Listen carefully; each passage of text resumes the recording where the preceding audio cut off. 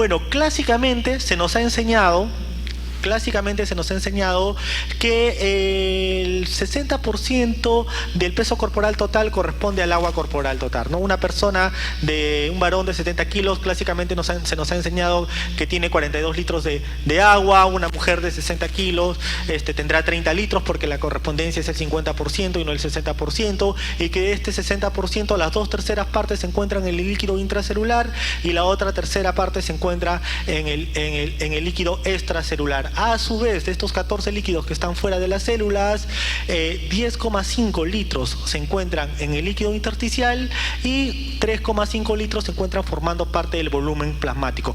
No hay que confundir volumen plasmático con lo que es el volumen de sangre, porque el volumen de sangre va a estar dado por la suma del volumen plasmático, del volumen intravascular, más la masa de glóbulos rojos, y va a tener aproximadamente este valor de 70 a 80 ml por kilo de peso. Sin embargo, a nosotros los intensivistas lo que nos interesa, cuál es el volumen que perfunde efectivamente a las células, y el volumen que perfunde efectivamente a las células es denominado el volumen circulante eficaz, que es la fracción de líquido extracelular que se encuentra en el árbol arterial, que se encuentra en el sistema arterial y que perfunde efectivamente a los tejidos, ya que aproximadamente va a ser 700 ml, 10 ml por kilo de peso, ¿no? Sin embargo, una definición más fisiológica para el volumen circulante eficaz se la puede llamar diciendo que es la presión con la cual se perfunden los vasoreceptores arteriales, es decir, las células de la arteriola aferente del aparato justaglomerular en el riñón y lo que va a ser el seno carotidio en la bifurcación carotidia, ¿no? Van a ser estos vasoreceptores, como su mismo nombre se les dice, que van a captar un cambio de presión, un cambio de estiramiento arterial más que un cambio de volumen.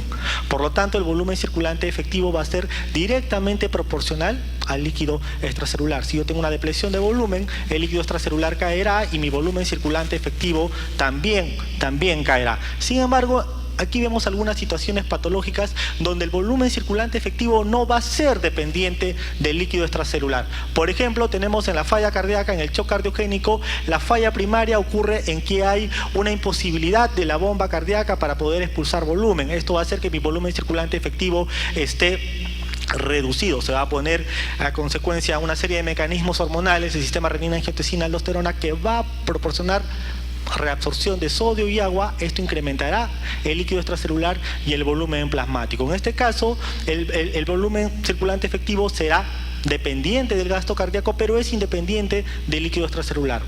Por lo contrario, en la cirrosis hepática y en la sepsis son estados de resistencia vascular sistémica bastante disminuidas.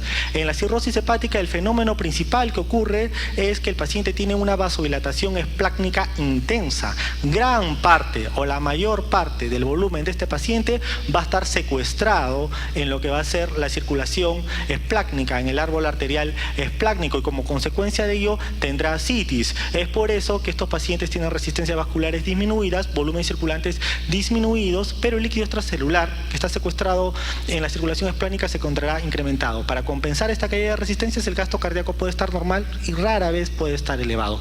En el paciente con sepsis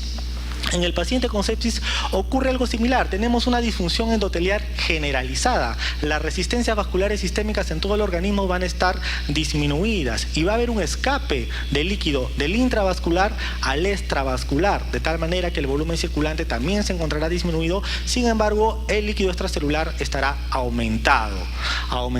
Como consecuencia de la caída de las resistencias vasculares sistémicas, el gasto cardíaco estará normal o incrementado. Pero ¿cómo medir este volumen circulante efectivo, que es el que nos interesa, que es el que tenemos que nosotros medir? En realidad no hay cómo medir. La única forma de poder estimar si nuestro volumen circulante efectivo está contraído o no es a través de la medición de la concentración urinaria de sodio.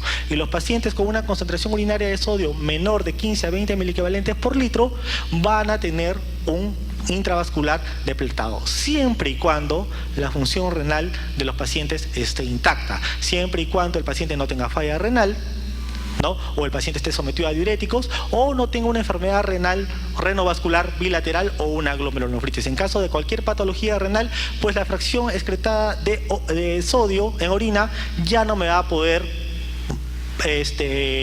validar, ¿no?, cómo se encuentra mi volumen circulante efectivo.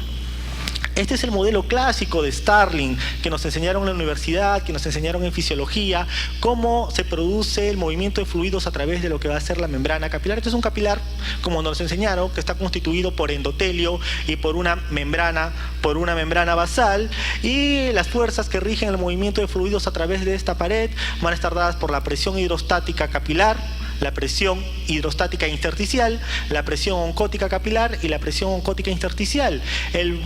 Va a haber siempre un flujo neto hacia la filtración y este flujo siempre va a ser absorbido por los linfáticos, ¿no? A nivel arterial siempre va a haber una tendencia a la filtración y a nivel venoso una tendencia a la reabsorción, pero el flujo neto siempre va a ser a la tendencia hacia la filtración. Esto es, como les indico, va a ser capturado por los linfáticos y así vamos a evitar que se forme edema tisular.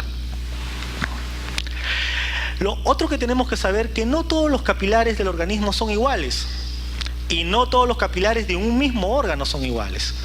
Un ejemplo de ello es, aquí les he puesto cómo se comportan las fuerzas Starling en los distintos órganos: músculo esquelético, alvéolos y glomérulo. A pesar de que en el músculo esquelético hay una mayor presión hidrostática capilar, la tasa de filtración neta es mucha menor que en los alvéolos. ¿Por qué? Porque los alvéolos tienen una permeabilidad a la albúmina mucho mayor que los otros órganos y por lo tanto la presión que jala agua del intravascular de los capilares pulmonares hacia el intersticio del pulmón va a ser mayor. Esto es lo que clásicamente se nos ha enseñado. Sin embargo, hoy en día se sabe que el modelo de Starling no era tanto así como nos enseñaron. Y hay una parte del endotelio que cobra preponderancia, que cobra protagonismo en lo que va a ser la fisiología del desarrollo del edema en el paciente crítico. Y esto es el glucocálix. El glucocálix no es nada más que una fina membrana, una fina red que tapiza todo el lumen vascular del endotelio en todo el organismo, ¿no? Aquí tenemos un capilar, aquí se encuentran las células endoteliales y este es el lumen capilar.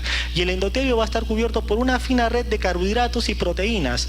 Y aquí vamos a tener esta estructura fina que está constituida por glicoproteínas o proteinglicanos, y ancladas lateralmente a estas glicoproteínas vamos a tener unas cadenas laterales de glucosaminoglucanos que tienen carga negativa y que se van a ser encargados de repeler a la albúmina, que también tienen carga negativas. La composición del glucocálix es importante conocerla. Tal vez los nombres de estos componentes no son muy amigables. Por ejemplo, la proteína core del glucocálix son el sindecano 1, los glipicanos y los perlecanos. Y los glucosaminoglucanos están constituidos por sulfato de parán. Pero ¿para qué nos sirve conocer esto?